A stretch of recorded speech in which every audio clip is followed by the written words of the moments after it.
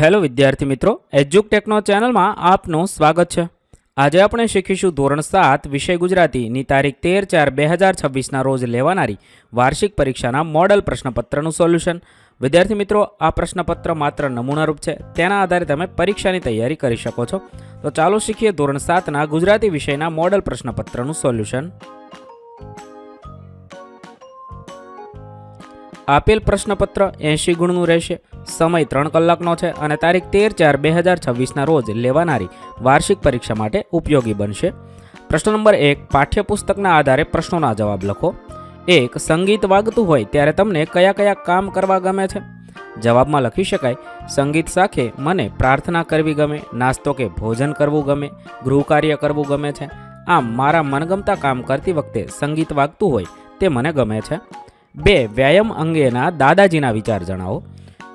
દાદાજી તેમના પૌત્રને અભ્યાસમાંથી સમય કાઢીને જરૂરી વ્યાયામ કરવાનું કહે છે। તેઓ તેને સ્વામી વિવેકાનંદની સૂક્તિ તંદુરસ્ત શરીરમાં જ તંદુરસ્ત મન વસે છે કહીને તંદુરસ્ત શરીર માટે નિયમિત વ્યાયામ કરવાનું સૂચવે છે।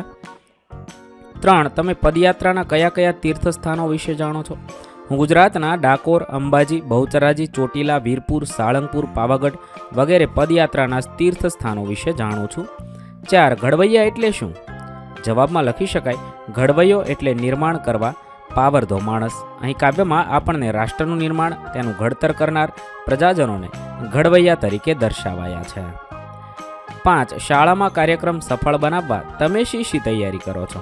તો લખી શકાય, શાળામાં કાર્યક્રમને સફળ બનાવવા અમે મિત્રો શિક્ષકની સૂચના અનુસાર બધી તૈયારી કરીએ છીએ, જેમ કે સ્ટેજ પર બેનર લગાવવું, સ્ટેજ પર અને સ્ટેજની સામેની બાજુ બેઠક વ્યવસ્થા ગોઠવવી, સ્ટેજ પર ડેકોરેશન કરવું, કાર્યક્રમ દરમિયાન ગેરવ્યવસ્થા ન થાય તે જોવું, આવેલા મહેમાનો વિદ્યાર્થી મિત્રોને અગવડ ન પડે તેનું ધ્યાન રાખવું વગેરે અમે તૈયારી કરીએ છીએ। પ્રશ્ન નંબર 2, નીચે આપેલી કાવ્યપંક્તિની સદ્રષ્ટાંત વિચાર વિસ્તાર કરો।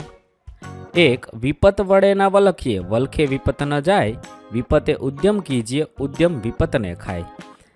તેનો જવાબમાં લખી શકાય, આ પંક્તિઓમાં કવિ કહે છે કે આફત આવી પડે ત્યારે વલખા મારવા ન જોઈએ। લાચાર થઈ વલખા મારવાથી આપણી મુશ્કેલી દૂર થતી નથી। આફત આવી પડે ત્યારે મહેનત કરવી જોઈએ, મહેનત કરવાથી જ આફત દૂર થાય છે। કેટલાક લોકો દુઃખ આવી પડે ત્યારે માથે હાથ રાખીને બેસી રહે છે, કેટલાક લોકો બીજાનું આગળ દુઃખના રોદણા રડે છે, પરંતુ તેમ કરવાથી તેઓ હાસ્યપાત્ર બને છે। આપણે નિરાશ થયા વિના મહેનત શરૂ કરીએ તો દુઃખ દૂર થઈ જાય છે। કઠોર પરિશ્રમનો કોઈ વિકલ્પ નથી। પરીક્ષામાં નિષ્ફળતા મળતા ધંધામાં ખોટ જતા હતાશ થયા વિના ઉદ્યમ કરવો જોઈએ। 2, પીપળ પાન ખરંતા હસ્તી કુપળિયા, મુજવીતી તુજ વીતશે ધીરી બાપુડિયા। આ પંક્તિઓમાં કવિ કહે છે કે પીપળાના પીળા અને પાકા પાન ખરે છે ત્યારે કૂપળો હસે છે, તે વખતે ખરતા પાન કૂપળોને ધીરજ રાખવાનું કહે છે। તેઓ કહે છે કે એક દિવસ તમારી દશા પણ અમારા જેવી જ થવાની છે। કેટલાક લોકો લાંબો વિચાર કરતા નથી, તેઓ ઘરડા, અપંગ અને ગરીબ માણસોની મશ્કરી કરે છે। તેઓ તે વાતને ભૂલી જાય છે કે ક્યારેક એમની પણ એવી દશા થવાની છે। કોઈના બધા દિવસો ક્યારેય સરખા હોતા નથી, આથી આપણે કોઈની હાંસી ન ઉડાવીએ, કોઈની મશ્કરી ન કરીએ, વૃદ્ધો અને અશક્તો તેમજ ગરીબો માટે દયાની લાગણી રાખીએ, આપણે તેમને શક્ય હોય તે મદદ કરીએ। પ્રશ્ન નંબર 3, વાક્યમાં રેખાંકિત પદની સંજ્ઞાનો પ્રકાર લખો। 1, રમેશ શાળામાં જાય છે, તો વ્યક્તિવાચક સંજ્ઞા છે। 2, શિક્ષક પાઠ ભણાવે છે, તો જાતિવાચક સંજ્ઞા છે।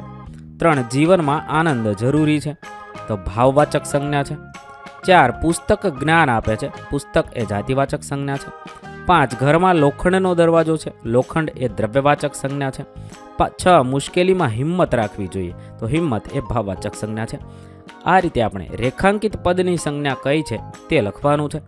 ત્યારબાદ પ્રશ્ન નંબર 3બ, વાક્યનો પ્રકાર જણાવો। 1, તમે ક્યાં જાઓ છો, તો પ્રશ્નાર્થ વાક્ય છે। 2, અરે તું અહીં કેવી રીતે આવ્યો, ઉદ્ગાર વાક્ય છે। 3, હું વહેલા ઉઠીને નિયમિત અભ્યાસ કરું છું, આ વિધાન વાક્ય છે। 4, અરે તું તો બહુ સુંદર રીતે ગીત ગાઈ રહ્યો છે, ઉદ્ગાર વાક્ય છે। 5, હું શાળામાં વિવિધ રમતો આનંદથી રમું છું, વિધાન વાક્ય છે।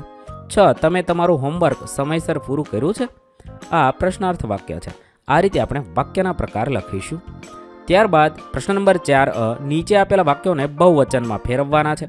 એક વચન ડાબી બાજુ છે તેને મેં બહુવચનમાં ફેરવીને લખ્યા છે. પહેલું છે તે બાળક મેદાનમાં ખુશીથી રમે છે. એની સામે બહુવચન લખ્યું છે તે બાળકો મેદાનમાં ખુશીથી રમે છે. આ વિદ્યાર્થી મહેનતથી અભ્યાસ કરે છે તો આ વિદ્યાર્થીઓ મહેનતથી અભ્યાસ કરે છે. આવી રીતે આપણે એક વચનને બહુવચનમાં ફેરવીને લખવાનું છે. ત્યારબાદ પ્રશ્ન નંબર 4 બ 5 શબ્દ સમૂહ માટે એક શબ્દ. 1 મરણ પછીનું તો મરણોત્તર થશે. 2 સભામાં બેઠેલા લોકો તો સભાજન. 3 જુદા જુદા દેશમાં ફરવું તે જવાબ થશે સી દેશાટન. 4 ઉત્તમ ઉક્તિ કે કથન જવાબ થશે સી સુક્તિ. 5 નવરાત્રિઓનો સમૂહ જવાબ થશે બી નવરાત્રિ. આ રીતે શબ્દ સમૂહ માટે એક શબ્દ લખીશું. ત્યાર પછી 5 આપેલા વાક્યમાંથી ભાવાત્મક શબ્દ શોધી તેનો ઉપયોગ કરી બીજું વાક્ય બનાવવાનું છે. પહેલું રસ્તા પર અકસ્માત જોઈને મને દુઃખ થયું. અહીંયા દુઃખ પરથી બીજું વાક્ય બનાવ્યું છે મિત્રની વિદાયથી મને ખૂબ દુઃખ થયું. ત્યાર પછી છે તેની મહેનત જોઈને શિક્ષકને આનંદ થયો. તો આનંદ પરથી બીજું વાક્ય બનાવ્યું છે સારા પરિણામથી બધા વિદ્યાર્થીઓને આનંદ થયો. ત્રીજું છે ખોટું બોલતા તેને શરમ આવી.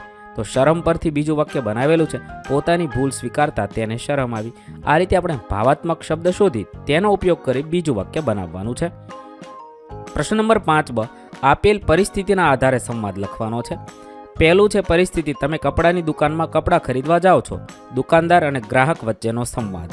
તો મેં અહીંયા ગ્રાહક અને દુકાનદાર વચ્ચેનો સંવાદ લખ્યો છે. તમે તમારી જાતે સંવાદ બનાવીને લખી શકો છો. ગ્રાહક કહે છે નમસ્તે ભાઈ, મને શર્ટ ખરીદવું છે. ત્યારે દુકાનદાર કહે છે નમસ્તે સાહેબ, જરૂર, કયા પ્રકારનું શર્ટ જોઈએ છે? ગ્રાહક કહે છે મને કોટનનું અને સારી ગુણવત્તાવાળું શર્ટ જોઈએ છે.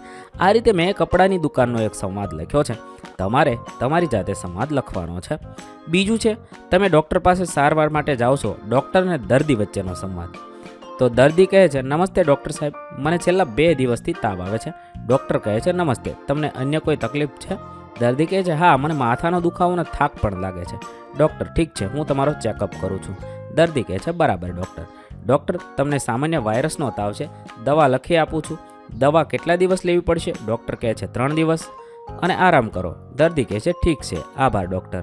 આવી રીતે ડૉક્ટર અને દર્દી વચ્ચેનો સંવાદ લખ્યો છે. પ્રશ્ન નંબર 6 આપેલ ફકરાનું વાંચન કરી નીચે આપેલ પ્રશ્નોના જવાબ લખવાના છે. અહીંયા એક ફકરો આપેલો છે તે વાંચવાનો છે, સમજવાનો છે. તેના આધારે નીચેના પ્રશ્નોના જવાબ લખવાના છે. ફકરાને આધારે પ્રશ્નોના જવાબ લખીએ. 1 સફળતા મેળવવાના મુખ્ય આધાર સ્તંભ કયા છે? સાચો જવાબ થશે શિસ્ત અને મહેનત. 2 કયો વિદ્યાર્થી સારા ગુણ મેળવે છે? 3 ઓપ્શન છે. સાચો જવાબ થશે જે નિયમિત અભ્યાસ અને આયોજન કરે છે તે વિદ્યાર્થી. 3 શિસ્ત વિનાનું જીવન કેવું બને છે? તો અસ્તવ્યસ્ત બની જાય છે. 4 કેટલાક વિદ્યાર્થીઓ પાછળ કેમ રહી જાય છે? જવાબ થશે બી આળસના કારણે. 5 ફકરાનો મુખ્ય સંદેશ શું છે? જવાબ થશે સી શિસ્ત, મહેનત અને સમય પાલનથી સફળતા મળે છે. ત્યારબાદ પ્રશ્ન નંબર 6 બ આપેલ વાર્તાનું વાંચન કરી નીચે આપેલ પ્રશ્નના જવાબ લખવાના છે. અહીંયા એક સાચો મિત્ર વાર્તા લખી છે. વાર્તા વાંચવાની છે, સમજવાની છે. તેના આધારે નીચેના પ્રશ્નોના જવાબ લખીએ. પહેલું 2 મિત્રો ક્યાં ફરવા ગયા હતા? જવાબ થશે સી જંગલમાં. 2 રીંછને જોઈને એક મિત્ર શું કરે છે? તો ઝાડ પર ચડી જાય છે. 3 બીજો મિત્ર શું કરે છે? તો જમીન પર પડી જાય છે અને મરેલો બને છે. 4 રીંછ કેમ ચાલ્યું જાય છે? તો તે મરેલા માણસને સ્પર્શતું નથી. 5 વાર્તાનો બોધ શું થશે? સંકટ સમયે સાથ આપનાર જ સાચો મિત્ર છે. આવી રીતે આપણે વાર્તાના આધારે પ્રશ્નોના જવાબ લખીશું. ત્યારબાદ પ્રશ્ન નંબર 7 ચિત્ર જોઈ તેનું વર્ણન 7-8 વાક્યમાં લખો. અહીંયા એક શાક માર્કેટનું ચિત્ર આપેલું છે. તેના આધારે આપણે વર્ણન લખવાનું છે. આ ચિત્રમાં ગામનું જીવંત બજાર દર્શાવવામાં આવ્યું છે. વિવિધ પ્રકારના તાજા ફળ અને શાકભાજી ટોપલામાં ગોઠવાયેલા છે. એક મોટું વૃક્ષ બજારમાં છાંયો પૂરો પાડે છે. લોકો પરંપરાગત વસ્ત્રોમાં ખરીદી અને વેચાણ કરતા જોવા મળે છે. એક વૃદ્ધ માણસ લાકડીના સહારે બજારમાં આવ્યો છે. એક સ્ત્રી ગ્રાહકોને શાકભાજી બતાવી રહી છે. એક વેપારી લાકડાની બેચ ઉપર બેઠો છે અને વેપાર સંભાળી રહ્યો છે. એક નાનો છોકરો ટોપલા ગોઠવવામાં મદદ કરે છે. બજારમાં હર્ષ અને ચહલપહલનું વાતાવરણ જોવા મળે છે. આ દ્રશ્ય ગામડાની સરળ અને આનંદમય જીવનશૈલી દર્શાવે છે. પ્રશ્ન નંબર 7 બ શબ્દો, શબ્દ સમૂહ, કહેવત, રૂઢિપ્રયોગનો અર્થ કરી 7-8 વાક્યમાં ફકરો લખવાનો છે. અહીંયા મેં કેટલાક શબ્દ સમૂહો, કહેવત, રૂઢિપ્રયોગનો ઉપયોગ કર્યો છે. અને તેના આધારે એક ફકરો લખ્યો છે. રવિ એક હોશિયાર અને મહેનતી વિદ્યાર્થી હતો. તે હંમેશા સમયનો સદુપયોગ કરતો અને નિયમિત અભ્યાસ કરતો. તે માનતો હતો કે મહેનતનું ફળ મીઠું હોય છે અને જ્યાં ઈચ્છા ત્યાં માર્ગ. તેથી ક્યારેય હિંમત હારતો નહીં. એક દિવસ મુશ્કેલ પરિસ્થિતિ આવી, પરંતુ તેણે હિંમત ન હારી અને ધીરજથી કામ લીધું. તેના મિત્રો મુશ્કેલીમાં હતા ત્યારે તેને હાથ બટાવ્યો અને તેની મદદ કરી. આ સારા ગુણોના કારણે શિક્ષકો અને મિત્રો બધા તેને પ્રેમ કરતા. અંતે તેની મહેનતથી તેને સારું પરિણામ મળ્યું અને સૌ માટે પ્રેરણા બની ગયો. ત્યાર પછી બીજું છે શબ્દ સમૂહ, કહેવત અને રૂઢિપ્રયોગ છે. એના આધારે ફકરો બનવાનો છે. તો સુરેશ એક સજાગ અને જવાબદાર વિદ્યાર્થી હતો. તે હંમેશા સમયનું આયોજન કરીને મહેનતપૂર્વક અભ્યાસ કરતો હતો. તે માનતો હતો કે જેમ કરશો તેમ ભરશો અને એકતામાં શક્તિ છે. તેથી તે સારા કાર્યમાં વિશ્વાસ રાખતો. એક દિવસ પ્રોજેક્ટ બનાવવામાં તેને મુશ્કેલી આવી, પરંતુ તેણે હિંમત ન હારી. મિત્રો સાથે મળી કામ કર્યું. તેના મિત્રો મુશ્કેલીમાં હતા ત્યારે તેણે તરત જ મદદનો હાથ લંબાવ્યો અને બધાને સહયોગ આપ્યો. તેના સારા સ્વભાવના કારણે શિક્ષકો તેને ખૂબ પસંદ કરતા. અંતે તેની મહેનતથી ઉત્તમ પરિણામ મળ્યું. આવી રીતે આપણે ફકરો બનાવીને લખવાનો છે. ત્યારબાદ પ્રશ્ન નંબર 8, આપેલ વિષય પર નિબંધ લખો. માતૃભાષાનું મહત્વ. માતૃભાષા એટલે વ્યક્તિએ બાળપણથી જ શીખેલી પ્રથમ ભાષા, જે તેના વિચારો, લાગણીઓ અને વ્યક્તિત્વના વિકાસમાં મહત્વપૂર્ણ ભૂમિકા ભજવે છે. બાળક પોતાની માતૃભાષા દ્વારા જ દુનિયાને ઓળખે છે અને જ્ઞાન પ્રાપ્ત કરે છે. આ રીતે માતૃભાષાના મહત્વનો નિબંધ લખવાનો છે. વિદ્યાર્થી મિત્રો, તમે તમારી જાતે વિચાર કરીને નિબંધ લખી શકો છો. ત્યાર પછી બીજું છે પુસ્તકો આપણા મિત્રો. પુસ્તકો મનુષ્યના સાચા અને શ્રેષ્ઠ મિત્રો છે. તેઓ આપણને જ્ઞાન આપે છે, માર્ગદર્શન આપે છે અને જીવનમાં આગળ વધવા માટે પ્રેરણા આપે છે. માણસ એકલો હોય ત્યારે પુસ્તકો તેને સારો સાથી બની રહે છે. આવી રીતે પુસ્તકો વિશે નિબંધ લખવાનો છે. મેં અહીંયા બંને નિબંધ લખ્યા છે. તમે આ રીતે નિબંધ લખી શકો છો. અહીં આપણું મોડેલ પ્રશ્નપત્ર પૂર્ણ કરીએ છીએ. વિદ્યાર્થી મિત્રો, ધોરણ 7ના તમામ વિષયના મોડેલ પેપર આપણી ચેનલ પર ઉપલબ્ધ છે, જે તમે વિડીયોના ડિસ્ક્રિપ્શનમાં આપેલી લિંક પરથી મેળવી શકશો. વિદ્યાર્થી મિત્રો, આપેલા વિડીયોની જો તમારે પીડીએફની જરૂર હોય તો તમે આપણી એપ્લિકેશન સ્માર્ટ સાથી પરથી મેળવી શકશો. વિદ્યાર્થી મિત્રો, આપણી એપ્લિકેશન સ્માર્ટ સાથી પ્લે સ્ટોરમાં આવી ગઈ છે, જેની અંદર તમે બધા વિભાગ જોઈ શકો છો. તેની અંદર વિવિધ ધોરણ છે. ધોરણ ઉપર ક્લિક કરતાં વિવિધ વિષય ખુલશે. વિષય ઉપર ક્લિક કરતાં તેની અંદર આવતા પાઠ ખુલશે. તેની અંદરથી તમે પાઠ્યપુસ્તક પણ ડાઉનલોડ કરી શકો છો. તેની અંદર આપેલા પાઠમાં ક્લિક કરતાં તમે પાઠની પીડીએફ, સ્વાધ્યાયની પીડીએફ, સ્વાધ્યાયન પોથીની પીડીએફ, પાઠના વિવિધ વિડીયોઝ, સ્વાધ્યાયના વિડીયોઝ, સ્વાધ્યાયન પોથીના વિડીયોઝ બધું જોઈ શકો છો અને ડાઉનલોડ પણ માત્ર એક ક્લિકમાં કરી શકો છો. વિદ્યાર્થી મિત્રો, આપણી એપને સપોર્ટ કરજો, ડાઉનલોડ કરજો